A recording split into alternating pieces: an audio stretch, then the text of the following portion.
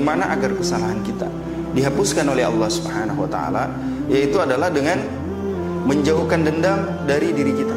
Ini yang mungkin sebagian di antara kita kurang memahami betapa bahwa kita sebagai manusia, terlebih lagi kalau kita hidup dalam sebuah komunitas, dalam sebuah masyarakat, organisasi, bahkan dalam sebuah keluarga misalnya.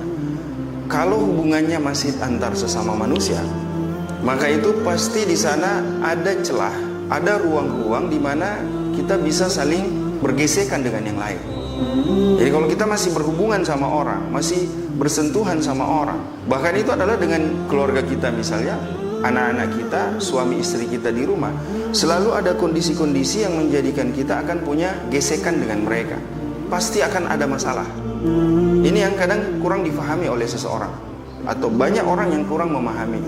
Oleh sebab itulah, maka ketika kita menyadari bahwa memang kehidupan kita ini rentan dengan persoalan-persoalan yang demikian, yang perlu dan bahkan wajib untuk kita lakukan adalah senantiasa berlapang dada, senantiasa menyediakan ruang di dalam diri kita untuk memaafkan kesalahan orang lain. Ini yang harus kita lakukan. Jadi kalau masih manusia namanya, kita ini bukan malaikat, kita punya kecenderungan untuk berbuat salah, kita punya kekurangan, dan tidak ada yang sempurna di antara kita. Yang harus kita lakukan sungguhnya adalah menyediakan ruang dalam diri kita, dalam jiwa kita ini, dalam hati kita, untuk senantiasa berlapang dada dengan apa yang terjadi di sekeliling kita, termasuk dengan apa yang menimpa kita. Makanya kan Rasulullah SAW bersabda, kullu bani Adam khata'. Sesungguhnya semua anak cucu Adam itu punya kecenderungan untuk berbuat salah, punya potensi untuk berbuat dosa dan kesalahan. Wa khairul khatta'in at-tawwabun. Dan sebaik-baik yang berbuat dosa dan kesalahan adalah orang yang nantinya mau untuk bertaubat.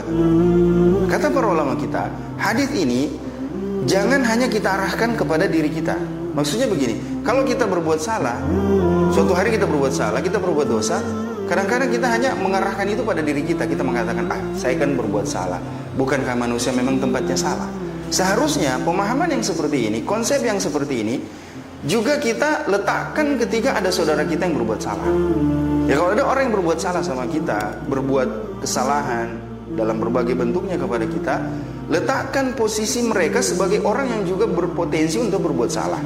Jikalau setiap hamba muslim bisa melakukan ini dalam kehidupannya, maka meski mungkin ada masalah, meski mungkin ada konflik, meski mungkin ada gesekan di antara mereka, toh ini tidak akan membahayakan mereka. Ini tidak akan berkembang menjadi konflik yang dibesar-besarkan, akhirnya timbul pertikaian, timbul dendam di antara mereka. Jadi sekali lagi, kita ini manusia biasa yang terlahir dengan potensi untuk berbuat dosa dan kesalahan. Kalau begitu, sediakan ruang di dalam diri kita, di dalam jiwa kita, dalam relung hati kita untuk memaafkan saudara-saudara kita. Hanya dengan cara ini, kebahagiaan dan ketenangan hidup itu bisa diraih. Yang kedua, bahwa menjauhkan dendam bukan hanya dianggap sebagai sebuah entitas ibadah yang tersendiri. Menjauhkan dendam itu adalah sebuah kondisi di mana kita beribadah kepada Allah. Kalau kita membersihkan diri kita, kalau kita senantiasa membuang perasaan-perasaan tidak enak terhadap saudara kita, itu ibadah tersendiri. Bahwa ini akan punya efek pada bagaimana kualitas kehidupan kita. Sejauh mana kita menghilangkan dendam, sejauh mana kita menghilangkan rasa sempit dada terhadap apa yang dilakukan oleh saudara kita, sebegitu juga jauhnya kualitas kebahagiaan kita.